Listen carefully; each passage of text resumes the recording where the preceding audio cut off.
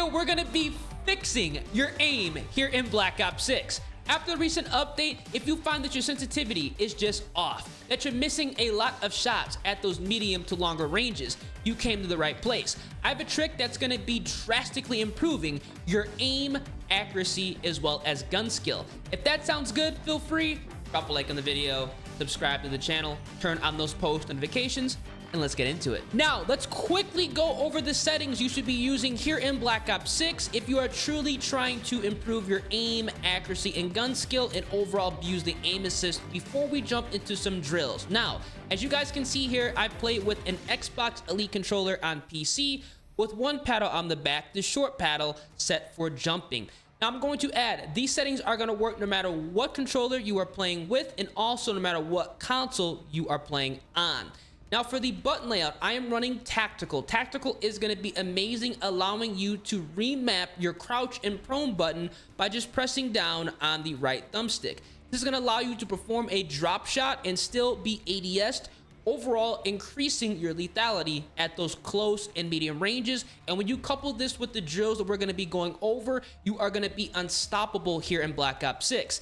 This setting is going to be perfect, again, no matter what controller or console you are playing on here in Black Ops 6. Now, you guys can see the horizontal stick sensitivity and the vertical stick sensitivity. These have been changed after the recent update. I'm gonna go ahead and put the proper conversion chart on the screen right now so you guys can fine tune your previous sensitivity to what it was before. Now, if you are struggling with your aim, accuracy, and gun skill at those longer ranges, I always recommend players to play between the 4 to 6 sensitivity window. This is going to be allowing you to be accurate at those medium longer ranges, but you can still turn on players, do a 180 with these sensitivity settings, and be accurate. Now, I play with a 1.6 and a 1.6. This is roughly going to be a high 7 sensitivity, but it's going to be feeling perfect for me. Now, again, with the sensitivity chart, you can fine tune what you feel is best for your playstyle. But again, I highly recommend playing between that 4 to 6 sensitivity window. Now, everything else I have kept the same, but I have went ahead and turned off my vibration. This is going to be a personal preference setting. I do not want to have any type of controller play when I'm trying to outgun players at those longer ranges. So that's why I shut this off. You're either going to shut this off and never turn it back on, or turn it off and realize that you actually like vibration. Now, these are the dead zone settings that I do run with my Xbox Elite controller, but in all reality, dead zone settings are going to be dependent on your own controller health. Now, for the aiming settings, the sensitivity multiplier, this is very, very important. This is partially why they went ahead and changed the sensitivity values so everything could be streamlined. Now, when you are running within that 4 to 6 sensitivity window, you are going to want to adjust this. This is going to be 1.0 by default. If you are playing on a 6 to a 7 sensitivity here in Black Ops 6, which is what I recommend players to play on if they are looking for a high sensitivity but not too high, take people out at longer ranges and also be, effective at close range, playing on 0.65 is going to be perfect. Now, if you are playing on a 4 to 5, you want to scale it from 0.75 to 0.6. Overall, it's going to be incredibly improving your accuracy at longer ranges because there's going to be less stick play within your controller, so you can be more accurate and essentially slow down your sensitivity while ADS'd and still have it fast when you're trying to turn on players. Overall, a great setting here in Black Ops 6 that a lot of people are sleeping on. And again, this is kind of why they went ahead and made the changes within the sensitivity values so everything could be essentially more streamlined. A 1.6 sensitivity with a 0.65 ADS sensitivity multiplier. Now, for your aiming advanced settings here, you guys can see, look at version. Obviously, I have made some changes here. For your ADS sensitivity transition timing, you want to set this to instant, so you're automatically going to be, representing your sensitivity when you're ADS. This is very important. Your aim assist response curve type, I have mine set to standard. This is going to be overall a great setting because just like the sensitivity values, sometimes the developers like to make snap changes in the game that throws off everybody's aim, accuracy, and gun skill. Being on standard is going to be that safety net. But if you have been playing on linear or dynamic, these tips that I'm about to go ahead and go over are going to work with both of these settings as well. So do not worry about that. You can pretty much run what you feel comfortable with. If you are trying to learn how to be more accurate at longer ranges, being on standard is not going to be a hindrance whatsoever. Aim assist response curve slope is going to be set to 1 because I'm on standard, but I do know people who like to go ahead and play on dynamic. They go ahead and set this to 0.33. Now, for the graphics settings, specifically under the view tab, we have some settings that have to be adjusted before we jump into the drills. Your motion reduction preset must be turned off. Your FOV should be within the 100 to 120 FOV range. This is going to allow you to truly take advantage of affected ADS field of view, which is going to make your weapons feel like they have less visual recoil and overall making you a more accurate player at longer ranges. You're going to see in the tutorial and the drills why this is going to be very important. Weapon field of view is going to be on default. You can actually go ahead and put this to matter what you want, but I personally like to have it on default. That's going to be a personal preference setting. Third person field of view, I just have this on 90 because I don't play third person. And everything else here is going to be the same, but this is an absolute must change. Turn off your world motion blur, your weapon motion blur, and you want to adjust your first person camera movement to 50%. This is going to allow you to have less shakiness in your screen, and overall, with your world and weapon motion blur turned off, the game isn't going to have an annoying haze and fuzziness to it, and also making players difficult to see at longer ranges and in darker corners. So make sure you guys go ahead and have these settings adjusted before you actually start these drills that I'm going to go ahead and describe. Now, for inverted flashbang, I have this turned on so it's less annoying, but in all reality, these are the settings you need to adjust here in Black Ops 6 so you can truly abuse the aim assist. So let's go ahead and get right to that. Now, this one trick we're going to be going over is going to drastically improve your aim, accuracy, and gun skill, not only in Black Ops 6, but future Call of Duties. You can also go back to Modern Warfare 3 and do this, Modern Warfare 2 and do this, any Call of Duty and do this, and you're going to see a significant improvement at your aim, accuracy, and gun skill. This drill is going to be called tracking. Now, this is going to be fine-tuning and training yourself to center your crosshairs at all times without actually thinking about it. Now, what you want to do is load up a private match with one recruit bot. And the thing is, you're not going to shoot at the bot. You're going to track it. And you're going to do this in 2 different steps, and we're going to be going over that. But before we do that, you want to make sure that the center dot you see on your screen right now is going to be around the bot at all times. You really want to follow the bot and make sure that this is going to be at the center of the screen. I'm going to go ahead and obviously showcase what I mean right now. So again, you're not going to shoot the bot. What you're going to do is follow. That's why I say to put it with recruit. So right now, this white dot, you want to make sure the white dot is on the bot or very close to the bot at all times. After going into a private match and do this for 5 minutes, you're going to be doing this from here on out without actually thinking about anything. And that's perfect because where that white dot is, that's where the aim assist is going to lock on here in Black Ops 6 and other Call of Duties as well. So you're going to be able to train yourself to automatically abuse the aim assist here in Black Ops 6. But again, this is not all we're going to be doing. You're going to see we're going to just be following the bot, making sure this white dot is on it at all times. Just follow it. Now you can go ahead and get some movement in with it as well. So you can practice a slide cancel, but make sure that that white dot is always on the bot at all times. Just follow the bot. Do not shoot it. You want to do this with aim assist turned on. Follow it. Don't shoot it. Just follow it. Sprint at it. Practice a slide cancel, but make sure this white dot is on the bot at all times. And do this for 5 minutes with aim assist turned on. As you can see, it's tracking it.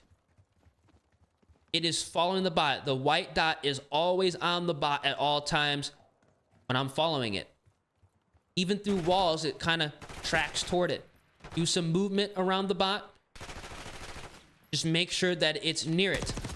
Aim assist immediately locks on. Now, after you go ahead and do this, what you want to do is you want to go to your settings and you want to turn off target aim assist.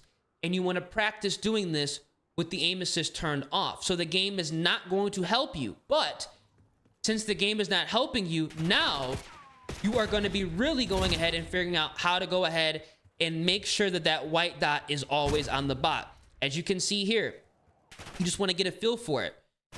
Let the bot shoot you, but you guys can see when it's turned off, it's not automatically going ahead and locking onto it. This is, again, how you can train yourself to properly center that white dot.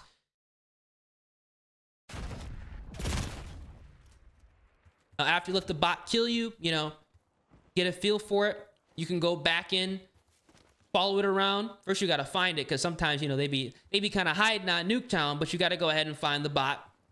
And then you want to go ahead and do essentially the same drill where you just follow it to right now. You just want to follow. You can see that it's a little bit difficult to go ahead and have that white dot on it. But once you go ahead and, you know, master this, 5 minutes with aim assist, 5 minutes turned off, you're going to see that you can get that white dot on the bot still with the movement. This is how broken the aim assist is in Black Ops 6 with a controller. Even honestly, this is actually without it, but you can see how broken it is. Without it, you actually have to go ahead and like trace it. And I'm doing, you know, some omni movement, dolphin diving. But then when you go ahead and try it, you know, with it turned off, you're going to be, you know, really actually understanding how the aim assist works. You're going to be really understanding how you can improve your aim accuracy and gun skill on this game, because this drill, you're going to be doing it with aim assist turned on and also aim assist turned off. So it's going to be really testing. Now, right here, what you want to do is you want to test this at longer ranges as well, not just close ranges. You want to make sure that you can keep that center dot close to or on the bot with aim assist turned off at all times. You guys can see here, aim assist is not turned on right now. So this is going to be the true test. This is going to be a true drill on how you can properly center without the game doing it for you. And then when you turn aim assist back on, it's going to be second nature. It's going to be even easier because you're practicing this with the game not helping you. You guys can see you want to practice this drill at longer ranges with it turned off. This spot on Nuketown is going to be perfect because, you know, if it starts to shoot you, get behind the car, and then you can go ahead and snap onto the player here. This is what I like to call tracing, tracking. You can call it whatever you want, but I like to call it tracking. Again, 5 minutes with aim assist on, and then 5 minutes with aim assist turned off. And then after you go ahead and do this, we're going to be going over another drill that you can go ahead and practice. Now, this next drill we're going to be going over is called snap aiming. And you're going to do this in 2 different steps. Medium range as well as long range. You will get close range repetitions, you know, by naturally playing the game, especially in a private match. Again, this is all going to be done in a private match against recruit bots, so you can get the most practice out of it. Now, this is going to be very important. This is also going to go hand in hand with the tracking drill, because again, you want to make sure the white dot is at the center of your screen at all times. After doing that drill, you're going to want to do this because it's going to stack and build on each other. Now, this is going to be long range. We're going to do long range first. Now, what you want to do, again, load up into a private match against recruit bots. I like to have at least like 7 to 8 of them out here. And we're going to be practicing long range centering as well as snap aiming, because we just went ahead and locked in on the tracking, which is going to be helping us center. Now, we are going to be focusing on snap aiming, and this is going to be how you can really abuse the aim assist. So, at longer ranges, the problem with a lot of players' aim accuracy and gun skill is they like to go ahead and drag their crosshair from target to target. You're not going to want to do that here in Black Ops 6. Now, after going ahead and doing the tracking drill, you're going to see that whenever I am trying to take out more than one person at longer ranges, I'm always just going to be snapping onto the next target. I'm not going to be dragging from one target to the next. I'm gonna quickly unzoom and zoom back in if I can quickly snap on to the next player and take them out. This is why I like to practice this at longer ranges first, so you can really understand how to do that. Now, we're gonna go ahead and rewind this clip here because this is gonna be a perfect example of what I'm talking about, centering, snap aiming. Now, again, my white dot was in the general area of the bots. Now, again, there's multiple bots here. What we're gonna do is, you see how I quickly zoom in and then zoom back out? So I can essentially reset the aim assist and it's gonna lock on to the nearest target. And because we just practiced the drill where you always wanna make your white dot in the center of the screen, or at least close to where the bot is, you're gonna be able to snap onto target to target to target and let the game do all the work. Now, you wanna do this with aim assist turned on because you're really going to understand how broken and overpowered it is here in Black Ops 6. We're gonna rewind this clip.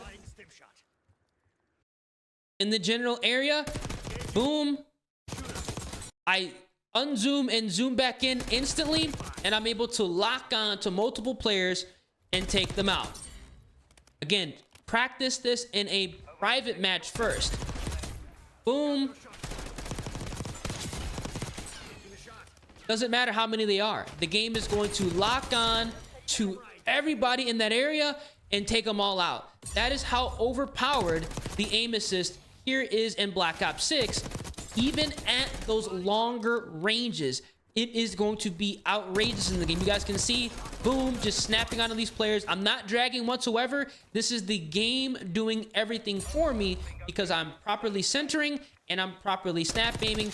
So make sure you guys go ahead and try this drill out at longer ranges. This spot on Nuketown is perfect for you to go ahead and get that accomplished. And finally, you're gonna wanna do the same drill, but at medium ranges, so you get a feel for medium range combat. Because that's where I feel a lot of people are falling short.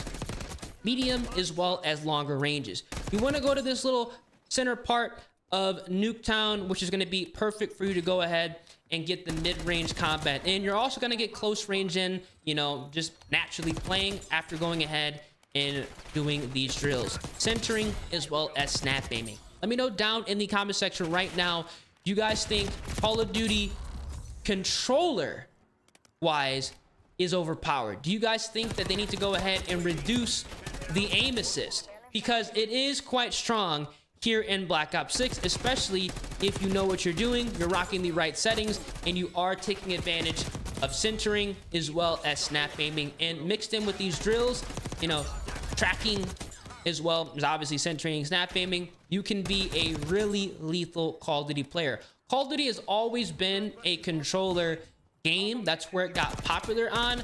So I feel like there's a lot of people that, you know, don't really care if controller aim assist is, you know, the way it is right now. Personally, I honestly don't necessarily care. It is strong, but again, like, Call of Duty is mainly a controller game. That's why I'm kind of asking right now, what do you guys think down in the comment section?